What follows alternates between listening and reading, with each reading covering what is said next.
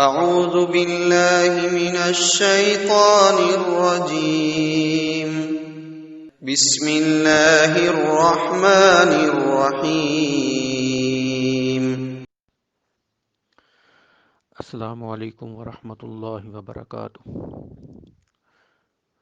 الحمدللہ، آج سے ہم انشاءاللہ باقاعدہ طور پر قرآن پاک کی ترجمہ کرنے کی صلاحیت کلاس کا آغاز کر رہے ہیں۔ آج کے پہلے لیکچر میں انشاءاللہ ہم تھوڑا سا تعارف اور بنیادی باتوں کے بارے میں سیکھیں گے۔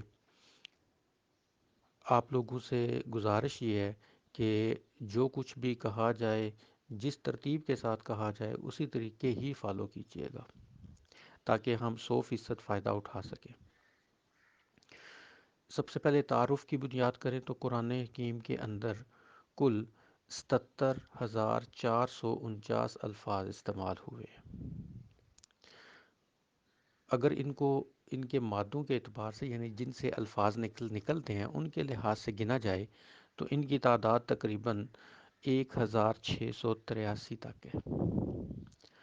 ان میں سے 100 کے لگ بھگ ایسے الفاظ ہیں جو کہ عربی کے چند صیغے اور عوامل وغیرہ ہیں، لیکن زیادہ تر جیسے کہ تقریباً 65% کے قریب الفاظ جو ہیں وہ اردو زبان میں ہی استعمال ہونے والے ہیں، اور 20% الفاظ تقریباً ان کے اندر وہ ہیں کہ جو بار بار استعمال ہوں گے، اور باقی تقریباً صرف 15% الفاظ باقی رہ جاتے ہیں جو کہ ہمارے لیے نئے ہوں گے۔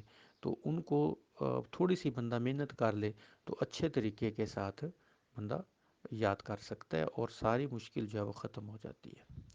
تو یہ طریقہ جو ہے انہی الفاظ کی بنیاد کے اوپر اور انہی علامتوں کی بنیاد کے اوپر جو ہے وہ قرآن پاک کو سیکھنے کے لیے استعمال کیا جائے گا۔ اسی کلیے کو سامنے رکھ کے ہم نے یہ سارے کورس کو جو ہے وہ 4 حصوں کے اندر تقسیم کیا ہے، یعنی ہر ایک لیکچر کے اندر 4 بنیادی قسم کے حصے ہوں گے۔ اس میں نمبر 1 پہ علامتوں کی تدریس ہوگی۔ یہ علامتوں سے مراد کچھ یوں ہے کہ جیسے فرض کریں کہ ہم کہتے ہیں کہ رسولوں کا، تو اس میں رسول کی تو ہمیں سمجھ آ گئی، لیکن یہ کا لفظ کیا ہے؟ تو یہ جو کا لفظ ہے اصل میں یہ علامت ہے۔ جب اس کا معنی آتا ہوگا تو پھر ہمارے لیے آسانی ہوگی، اس کی تفصیل جو ہے وہ انشاءاللہ آگے آتی جائے گی۔ تو پہلے حصے میں علامتوں کی تدریس، دوسرے میں جو عربی کلام ہے اس میں سے اردو فہمی حاصل کی جائے گی، یعنی جیسے کوئی بھی لفظ ہو تو ہم اس میں دیکھیں گے کہ آیت ہے قرآن حکیم کی الحمدللہ رب العالمین، تو اس میں سے ہم دیکھیں گے کہ الف لام اگر ہم علیحدہ کر دیں اور حمد رب عالمین، تو پھر ہمیں اندازہ ہو جائے گا کہ یہ لفظ وہ ہیں جو کہ اردو میں بھی مستعمل ہیں۔ تو اگر ان کا اردو فہمی ہمیں آیت میں سے نکالنا آسان لگے، اردو فہمی ہم نکال سکیں تو ہمارے لیے بڑی آسانی ہو جائے گی، اور ہم باقی علامتوں کا اور اردو فہمی کے مطابق ترجمہ کرنے کی صلاحیت کافی حد تک حاصل کر لیں گے۔ اس کے بعد تیسرے نمبر پہ صیغوں سے واقفیت ہوگی، کیونکہ ظاہر ہے وہ بھی ضروری چیزیں ہیں کہ عربی کے بعد صیغے جو ہیں، ہم گرامر میں اس طرح تو نہیں جائیں گے، لیکن پھر بھی ظاہر ہے کہ کچھ نہ کچھ صیغوں کے بارے میں بھی ہمیں پڑھنا پڑے گا اور واقفیت حاصل کرنی پڑے گی۔ پھر اس کے بعد ہر ایک لیکچر کے اندر روزانہ کچھ الفاظ معنی دیے گئے ہوں گے۔ یہ جو الفاظ معنی ہیں ان کے ذریعے آپ تقریباً 64,282 الفاظ یاد کر لیں گے انشاءاللہ، جو کہ ہمارے کل الفاظ جو ٹوٹل ہیں ان کا تقریباً 82.6% بنتا ہے۔ تو اس طرح یعنی 77,449 میں سے ہم 64,282 الفاظ کو باقاعدہ طور پہ یاد کریں گے۔ یہ علامتیں بھی اس میں کچھ شامل ہوں گی اور کچھ اس کے علیحدہ بھی ہوں گے۔ پھر ان الفاظ معنی جتنے بھی ہوں گے ان کے اوپر باقاعدہ طور پہ لیکچر بھی علیحدہ سے دیے جائیں گے۔ اس لیے شروع میں تو آپ کو اگر کوئی چیز دیکھنے میں لگے جی کہ یہ صرف رٹا لگ رہا ہے تو اس میں کچھ چیزوں کے اندر تو آپ کو رٹا لگانا پڑے گا، لیکن اس کی تفصیل بعد میں آئے گی انشاءاللہ۔ یعنی ہم ایک ایک چیز کو اس کے اندر کور کریں گے ان 20 لیکچرز کے اندر۔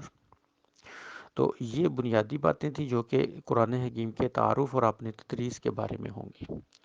اس کے بعد اس کی عمومی طور پہ کچھ ہدایات ہیں، یعنی قرآن حکیم کو آپ نے روزانہ 5 منٹ کے لیے تلاوت ضرور کرنی ہے، 5 منٹ بغیر دیکھے بھی قرآن پاک کو کچھ نہ کچھ قرآن پاک کا حصہ پڑھنا ہے لازم۔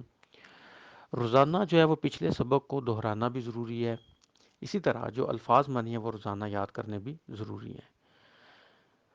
اس کے بعد یہ یاد رکھیے گا کہ اس کے لیے ہم مشق کے لیے کچھ اذکار اور نماز کے اندر جو کچھ پڑھا جاتا ہے ان کو بھی ریپیٹ کریں گے، وہ بھی تقریباً ہمارے 55,000 دفعہ الفاظ جو ہیں وہ ریپیٹ ہوئے ہیں۔ تو ہم انشاءاللہ ان ساری چیزوں کو ملا کے تو پھر جو ہے وہ آسانی کے ساتھ جو ہے وہ آگے پڑھ سکیں گے۔ اس کے بعد ہم قرآن کو سے استفادہ حاصل کرنے کا طریقے کے بارے میں تھوڑا بہت اس میں پڑھیں گے۔ یعنی یاد رکھیں کہ قرآن کا ایک چیز کو ذہن میں رکھ لیں کہ قرآن حکیم جو ہے یہ اصل میں نازل ہوا ہمارے لیے، میرے لیے، یعنی ہم نے اس میں یہ نہیں رکھنا کہ یہ قریش مکہ کے لیے نازل ہوا یا مدینے والوں کے لیے نازل ہوا یا منافقین کے لیے نازل ہوا۔ اس میں ہم نے ایک ہی چیز کا خیال رکھنا ہے کہ اللہ رب العزت ہمارے ساتھ ڈائریکٹ خطاب کر رہے ہیں۔ جب یہ والی چیز ہوگی تو پھر ہمیں خود بخود اندازہ ہوگا کہ قرآن پاک تو اصل میں ہمارے لیے نازل کیا گیا۔ جب ہمارے لیے نازل کیا گیا تو پھر ہمیں جو ہے وہ پوری توجہ کے ساتھ اس کو پڑھنا چاہیے اور اس کے احکامات کو ماننا چاہیے۔ اس کے بعد اس کورس کے مقاصد کہ اس کورس کے ذریعے ہم نماز کے اندر جو ہے وہ خوشی خضوع پیدا کرنے کی صلاحیت پیدا کر لیں۔ جب ترجمہ آ جائے گا تو ہمارے لیے وہ بھی آسان ہو جائے گا۔ اسی طرح قرآن سے تدبر اور تذکر سمجھ میں آ جائے، انسان کی زندگی کا مقصد سمجھ آ سکے اور ہم قرآن کو آسانی کے ساتھ سمجھ کے دنیا اور آخرت میں خیر و بلائی حاصل کر سکیں۔ اس میں آج کے لیکچر کے اندر قرآن سے تعلق کے بارے میں بھی بات ہوگی کہ یہ اصل میں بنیادی طور پہ دو طرح کا ہے، ایک راست اور شخصی۔ راست کا مطلب ہوتا ہے کہ جو میں نے پہلے بات کی کہ آپ نے یہ سمجھ لینا ہے کہ اس وقت اللہ رب العزت ڈائریکٹ ہم سے مخاطب ہے اور ہمیں وہ دیکھ بھی رہا ہے۔ اور شخصی کہ یعنی یہ آیات ہیں جو کہ ہمارے لیے نازل کی گئی ہیں اور میرے ذہن میں یہ قطعاً نہ آئے کہ یہ مدینہ والوں کے لیے یا فلاں مشرکین کے لیے تھی، تو پھر ہم انشاءاللہ اس کے ساتھ تعلق کو مزید مضبوط کر سکیں گے۔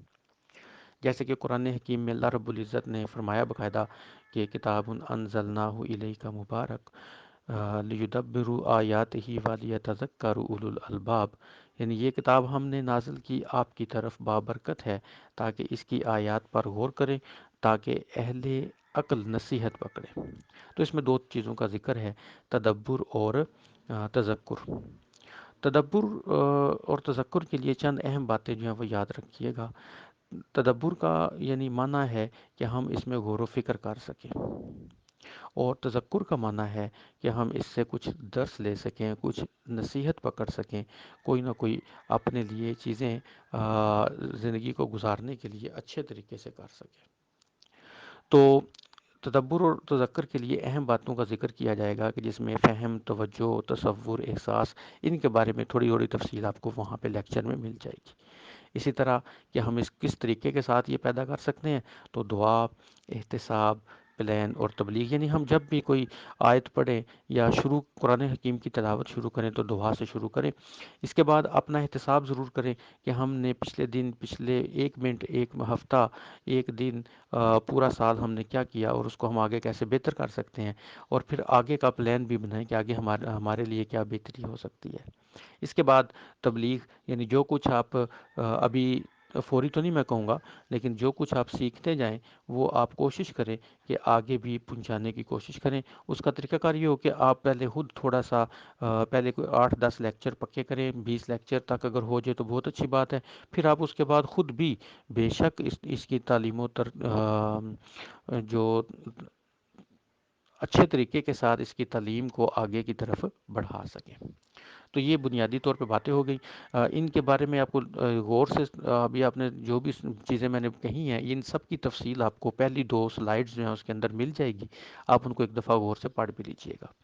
جو ہماری تیسری سلائیڈ ہوگی اس کے اندر الفاظ معنی دیے گئے ہوں گے، تو اس میں یاد رکھیے گا کہ آپ نے سب کو یاد کرنا، بس اس میں بتانے والی بات یہ ہوگی کہ جہاں پر ایم لکھا ہوگا، ایم سے مراد ہے کہ یہ میل جینڈر یعنی کہ مردوں کے لیے، اور جہاں پہ ایف لکھا ہوگا الفاظ کے ساتھ، اس کا مطلب کہ قرآن میں جہاں استعمال ہوگا وہ فیمیل جینڈر کے لیے ہوگا۔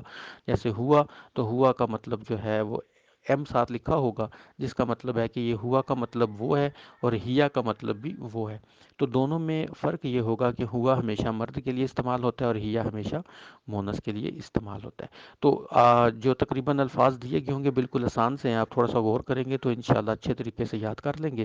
تو ان سب چیزوں کے ساتھ گزارش یہ ہوگی کہ جو آج کا کام ہے وہ ضرور بر ضرور یاد کیجیے گا، جیسے بھی ہو ان کو اچھے طریقے کے ساتھ کیجیے گا، اور اگر کوئی بھی سوال، کوئی بھی چیز مشکل لگے تو فوراً آپ مجھے میرے نمبر کے اوپر واٹس ایپ کیجیے گا، اور کوشش کیجیے گا کہ الفاظ کا ایک ایک کا معنی آج اچھے طریقے سے یاد ہو جائے، تاکہ کل جب دوسرا لیکچر آپ کو ہو تو پھر آپ کو پیچھے والے کا برڈن نہ ہو، بلکہ پیچھے والا آپ کو یاد ہو اور آگے والا اس کے ساتھ ملایا جا سکے۔